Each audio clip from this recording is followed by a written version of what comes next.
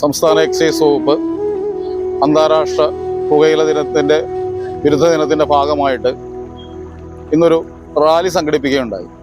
നമുക്കറിയാം, നമ്മുടെ കൊച്ചി എന്ന് പറയുന്ന നഗരം ഇന്ത്യയിലെ ലഹരി ഉപയോഗിക്കുന്ന നഗരങ്ങളിൽ 2ാം സ്ഥാനത്താണ്. അമൃത്സർ ആയിരുന്നു അമൃത്സർ 1ാം സ്ഥാനത്ത്, മുംബൈ ആയിരുന്നു 2ാം സ്ഥാനത്ത്. കഴിഞ്ഞ കുറച്ച് വർഷങ്ങളായിട്ട് നമ്മൾ മുംബൈ സിറ്റിയെ കവർ ചെയ്ത് 2ാം സ്ഥാനത്തേക്ക് എത്തി. 23 ലക്ഷം രൂപയുടെ മയക്കുമരുന്ന് കൊച്ചി നഗരത്തിൽ ഒരു ദിവസം വിറ്റഴിയുന്നു എന്നാണ് നാഷണൽ ഏജൻസിയായ NCBയുടെ ഒരു കണക്ക്. അത്രയും വ്യാപിച്ചു കഴിഞ്ഞു നമ്മുടെ കൊച്ചുമക്കളുടെ ഇടയിലേക്ക്. നമ്മുടെ സ്കൂളുകൾ, കോളേജുകൾ ഇവയെല്ലാം കേന്ദ്രീകരിച്ച് ലഹരിയുടെ വ്യാപനം വളരെയധികം എത്തിക്കഴിഞ്ഞു. നമ്മൾ യുവതലമുറ ലഹരിയിലേക്ക് വഴുതി വീഴാതിരിക്കുവാൻ ഏറ്റവും നല്ലൊരു കാര്യം അവരെ സോഷ്യലൈസ്ഡ് ആക്കുക, സാമൂഹ്യ ബന്ധമുള്ളവരാക്കി വളർത്തുക.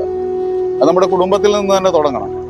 കാരണം കുടുംബത്തിൽ നിന്നാണ് ഒരാൾ ആദ്യ പാഠങ്ങൾ അഭ്യസിക്കുന്നത്. ഒരു നല്ല സാമൂഹ്യ ബന്ധമുള്ളവരായി വളർത്തുക. അതിലൂടെ ലഹരി എന്ന് പറഞ്ഞ വലിയൊരു വിപത്തിൽ നിന്ന് നമ്മുടെ തലമുറയെ രക്ഷിക്കാൻ നമുക്ക് സാധിക്കും. അതിലെല്ലാവരുടെയും പിന്തുണ ആവശ്യപ്പെട്ടുകൊണ്ട് നിർത്തുന്നു. നന്ദി, നമസ്കാരം.